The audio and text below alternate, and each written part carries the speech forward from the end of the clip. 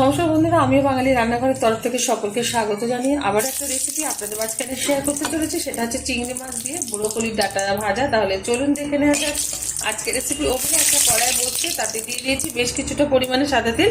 তেলটা গরম হয়ে যাওয়ার পর দিয়ে দিলাম একটা শুকনো লঙ্কা, দিয়ে দিচ্ছি হাফ চামচেরও কম হলুদ গুঁড়ো, দিয়ে দেবো কিছুটা পরিমাণে চিংড়ি মাছ। চিংড়ি মাছটা ভালোভাবে ভেজে নেব।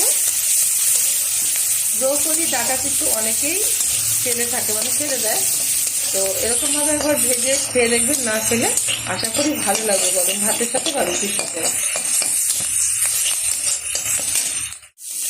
চিংড়ি মাছটা ভাজা হয়ে গেছে, দিয়ে দিচ্ছি ব্রোকলির ডাঁটা, যেটা আমি ভালো করে কুচিয়ে ধুয়ে পরিষ্কার করে একটু হালকা সিদ্ধ করে নিয়েছি লবণ দিয়ে। লবণ দিয়ে না সিদ্ধ করলে কিন্তু এটা ভালো লাগবে না, আর যদি ডাইরেক্ট একবারে কুচিয়ে মানে কড়াইতে দেওয়া হয় তাহলে কিন্তু ভালো লাগবে না, কারণ শক্ত থাকবে। ব্রোকলির ডাঁটা কিন্তু নরম হয়, তবুও ভাজার পর কিন্তু শক্ত থাকবে। একটু হালকা একটু ভাপিয়ে নিলে কিন্তু এটা ভালোও লাগবে আর শক্ত থাকবে না, একদম নরম থাকবে।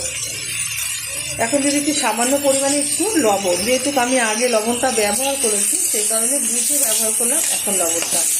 এবার হাই আছে নেড়ে চেড়ে এটা ভেজে নেব। হাই আছে কিন্তু নেড়ে চেড়ে নিচ্ছি, নাহলে কিন্তু তলায় লেগে যাওয়ার ভয় আছে।